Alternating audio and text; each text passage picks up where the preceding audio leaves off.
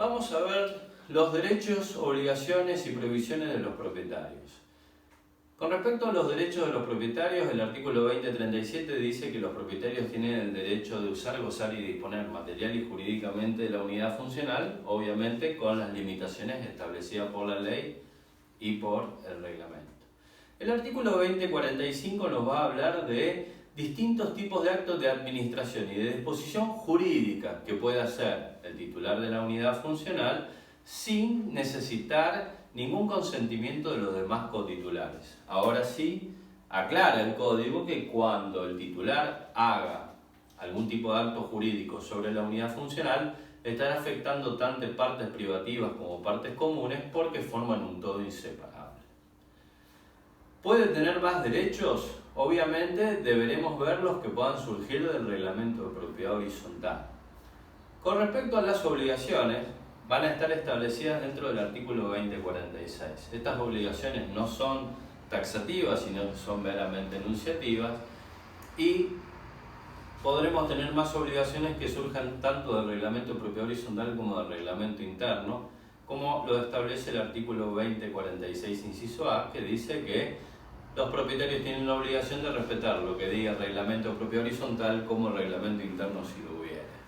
Obviamente, además de eso, tendrán que respetar o tendrán que cumplir con las obligaciones a su cargo de la contribución de expensas, de la contribución del fondo de reserva, mantener en buen estado la unidad funcional, declarar un domicilio para el cual sean válidas las notificaciones, dejar entrar para la reparación de las cosas comunes que deban hacerse dentro de las unidades funcionales y tenemos también una obligación con respecto a todo artefacto riesgoso o peligroso que deba instalarse, la posibilidad de que el consorcio a través del administrador, que es el representante legal, pueda hacer uso de su calidad de revisor o su calidad de contralor de aquellas instalaciones de este tipo de artefactos riesgosos, como por ejemplo pueden ser cocinas, estufas, etc. Con respecto a las prohibiciones, también van a ser de carácter enunciativo aquellas que estén establecidas en el 2047, porque podemos tener más prohibiciones, tanto en el reglamento interno como en el reglamento de propiedad horizontal. En cuanto a las prohibiciones que surgen del 2047, vamos a ver que la primera tiene que ver con la no modificación del destino y no afectar a las unidades funcionales a actividades contrarias a la moral y a las buenas costumbres. Esto debe leerse de una manera bastante amplia. El no alterar el destino de la unidad funcional de manera exegética podría llevar también a situaciones totalmente abusivas por parte del consorcio. O sea, lo que está buscando con respecto a las prohibiciones, y en este caso puntual, es a no afectar la seguridad, la salubridad y la tranquilidad de los vecinos, o sea, aquellas personas que vivan dentro de la propiedad horizontal. Con respecto a otras prohibiciones, vamos a ver que vamos a tener prohibiciones con respecto a poner en peligro la seguridad del inmueble, a no afectar la convivencia entre vecinos que excedan el límite en la normal tolerancia y a no guardar o depositar o acopiar materiales que puedan llegar a ser peligrosos para el conjunto del inmueble. Todo esto conlleva a una lectura genérica que hace a no afectar a la seguridad, a la salubridad de los propietarios o de los ocupantes de las distintas unidades funcionales, pero no la seguridad solamente en cuanto a la seguridad física por problemas que puedan provocar el derrumbe de un inmueble, sino a las seguridades en cuanto al ingreso de gente desconocida, en cuanto a cuestiones de salubridad, etc.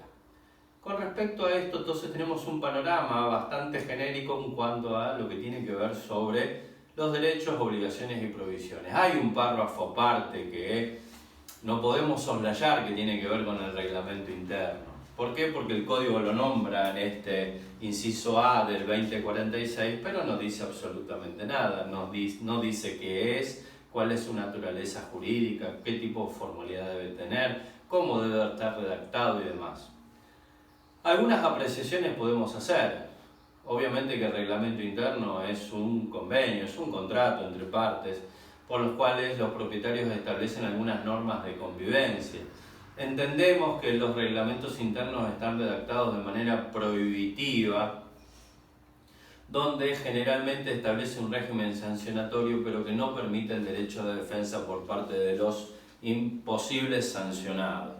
Esto nos lleva a que cuando hay algún tipo de sanción pecuniaria o algún tipo de sanción en cuanto a la no utilización de algún amenity, el propietario directamente o el ocupante no lo cumpla y siga todo como está, porque cuando vamos a la justicia es muy posible que los jueces nos digan que no estuvimos o no nos percatamos en el reglamento interno de darle el derecho de defensa al posible infractor.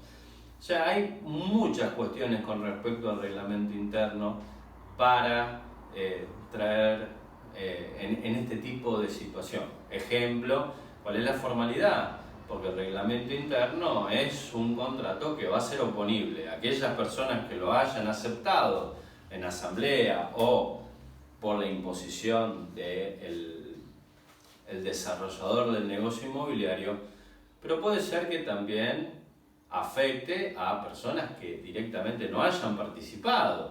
Es más, el reglamento interno no afecta solo a los propietarios, sino que a los ocupantes o a los posibles residentes o a terceras personas que en el momento estuvieran en la unidad funcional y que pudieran causar alguno de los hechos establecidos dentro del reglamento, y cómo sería la imputación de ese tipo de sanción o de conducta que esté preestablecida dentro del reglamento. Muchas cuestiones son relativas al reglamento interno que ameritan un tratamiento bastante particular y pormenorizado para que podamos tener en cuenta que es un instrumento que hoy en día no se utiliza de la manera debida y que hay que darle una participación prioritaria en la vida consorcial, porque si hay algo que tenemos nosotros hoy en día como problema sin resolver, es el problema de convivencia.